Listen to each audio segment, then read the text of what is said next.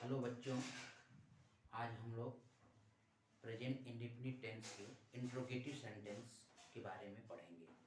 Present indefinite tense interrogative sentence कैसे बनेगा उसके बारे में आज हम लोग जानेंगे। उसके रूल, उसके नियम और उसके स्ट्रक्चर कैसे बनाया जाता है उसके बारे में आज हम लोग चर्चा करेंगे। ठीक है। पहले वीडियो में प्रेजेंट इंडेफिनिट के अफर्मेटिव नेगेटिव हमने बताया है। आज हम आप लोगों को interrogative and negative and interrogative दोनों पर चर्चा आज हम करेंगे। ठीक है। Present indefinite tense, present indefinite tense हम लोग पढ़ रहे हैं और कौन से फॉर्म पढ़ रहे हैं हम लोग? Interrogative sentence. ठीक है। प्रश्नवाचक वाक्य, इसमें जो है प्रश्न पूछा जाता है। ठीक है। सेंटेंस हमने पढ़ा, अफर्मेटिव पढ़ा, नेगेटिव पढ़ा, अब हम लोग पढ़ेंगे इंट्रोगेटिव यानी प्रश्नवाचक। इसमें जो है प्रश्न पूछा जाता है। ठीक है। क्या वह खाता है, क्या वह जाता है, क्या वे लोग दौड़ते हैं, क्या वे लोग पीते हैं, क्या वे लोग नाचते हैं, क्या वे लोग स्कूल जाते हैं। इस तरह से तमाम एक्सरसाइज आपको देखने को मिलेगा। रूल है इंट्रोगेटिव सेंटेंस में यानी प्रश्नवाचक वाक्य में डू या डज को वाक्य में सबसे पहले लिखते हैं। ये हमेशा याद रखिएगा। प्रेजेंट इंडेफिनिट टेंस में इंट्रोगेटिव सेंटेंस बनाने के लिए हम जो है डू या डज का प्रयोग करते हैं। ठीक है। तो हम डू या डज को वाक्य में सब्जेक्ट से भी पहले लिखेंगे। सब्जेक्ट से पहले हम डू और डज का प्रयोग करेंगे, उसके बाद सब्जेक्ट, तब उसके बाद वर्ब, अन्य अदर वर्ड लिखा जाता है। अंत में प्रश्नवाचक चिन्ह लगा दिया जाता है। यह आप नोट कर लीजिएगा। ठीक है। और यहाँ पर आपको जो लिखा गया है इसमें दिया गया है, समझाया गया है। अब स्क्रीनशॉट लेकर अब इसे नोट भी कर सकते हैं और जो मीनिंग नहीं आ रहा है वह यहाँ पे मीनिंग दे दिया गया है, आप उसे भी याद कर लीजिएगा, आगे जाकर यह काम करता है। ठीक है। तो अब स्ट्रक्चर है, कैसे से हम बनाएंगे, पहले क्या क्या लगाकर सेंटेंस को जोड़ेंगे, वह स्ट्रक्चर आपको यहाँ पर दिया गया है। ठीक है।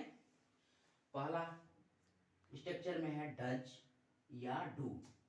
डज या डू में अंतर क्या है? डज जो है सिंगुलर नंबर के साथ लगाया जाता है। जहां ही, सी और एक नाम होगा तो वहां पे हम फर्स्ट में सब्जेक्ट से पहले हम डज का प्रयोग करेंगे। और वही जो है प्लूरल नंबर में आएगा या टू नेम्स हो जाएंगे तो वहां पे हम सब्जेक्ट से पहले डू का प्रयोग करेंगे। ठीक है। तब उसके पहले सब्जेक्ट, तब प्लस वर्ब, उसके बाद ऑब्जेक्ट या अदर वर्ड जो भी सेंटेंस आते हैं उसके बाद हम लोग लिखते हैं। और याद रखिए अंत में जब हमारा वाक्य पूर्ण हो जाता है, जब हम बना लेते हैं तो अंत में प्रश्नवाचक चिन्ह लगाना मत भूलिएगा। ठीक है। चलिए ठीक है। एग्जाम्पल्स का मीनिंग याद कर लीजिएगा। एग्जाम्पल्स है ओके। क्या वह मुस्कुराता है, तो क्या वह मुस्कुराता है, क्या के बाद हमें सेंटेंस देखना है, सब्जेक्ट मेरा कैसा सिंगुलर है या प्लूरल है। तो सिंगुलर होगा ही, सी या सिंगुलर होगा तो पहले हम क्या निकालेंगे? डज। क्या निकालेंगे? डज। तो हमने पहले निकाला डज। डज मेरा आ गया क्योंकि वहां वह है। उसके बाद वह है, वह की इंग्लिश होती है क्या? ही। तो हमने ही दिया। उसके बाद यहाँ कह रहा है भर क्या है? मुस्कुराता है, तो यहाँ पर हमने स्माइल दे दिया। ठीक है। अब याद रखिएगा इसमें हमने बताया था कि डू और डज पर ही ध्यान देना है, न कि उसके भर में एस या ईएस पर ध्यान देना है। इसके भर में एस या ईएस का प्रयोग नहीं होगा, सिर्फ अफर्मेटिव सेंटेंस में किया जाता है, ये याद रखिए। चलिए, क्या राम दूध पीता है? ठीक है। यहाँ भी हमको देखना है कि राम सब्जेक्ट है ओके, और ये भी है सिंगुलर। क्या है? सिंगुलर नेम है ना, इसलिए हम डज को निकालेंगे राम से पहले, सब्जेक्ट से पहले। तो हमने यहाँ क्या निकाला? डज। फिर उसके बाद हमने क्या दिया? सब्जेक्ट राम दिया ना। ठीक। उसके बाद वर्ब ड्रिंक, उसके बाद अदर वर्ड जो भी आएगा ऑब्जेक्ट वो हम यहाँ पर लिखेंगे। और अंत में प्रश्नवाचक चिन्ह लगाना नहीं भूलेंगे। ये हमारा वाक्य यहाँ पर दो सेंटेंस कंप्लीट हुआ। तीसरा है क्या तुम पटना जाते हो? यही चीज है, हम यहाँ पर डू का प्रयोग करेंगे या डज का प्रयोग करेंगे। ठीक है। हम क्या के बाद देखेंगे मेरा सब्जेक्ट कैसा है, सिंगुलर है या प्लूरल है, ठीक है।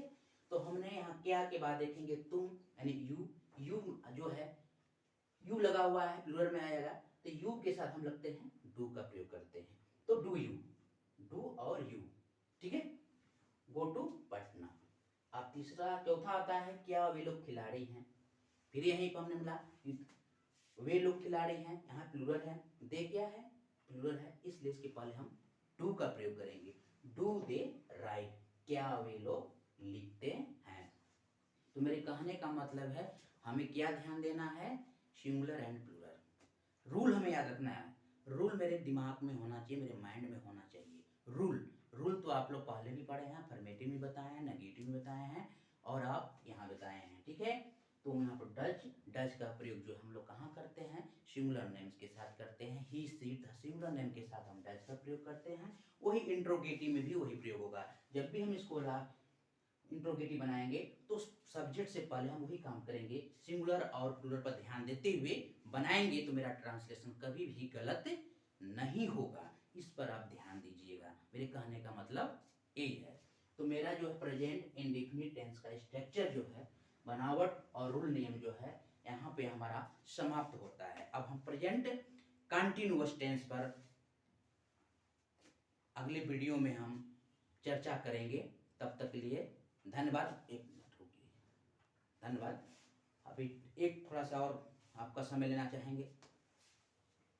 अगर इस सेंटेंस में अगर ना एक और आता है इंट्रोगेटिव एंड नेगेटिव सेंटेंस, ठीक है। अब इसमें नॉट लग जाता है, तो हम सब्जेक्ट की बाद नॉट लगाएंगे, उसका स्ट्रक्चर हो जाता है। देखिए सब डू या does plus subject plus not फिर प्लस वर्ब प्लस ऑब्जेक्ट, ये हमारा स्ट्रक्चर रहता है। कहीं आ जाता है उसमें क्या वह नहीं खाता है, क्या वह नहीं खाता है।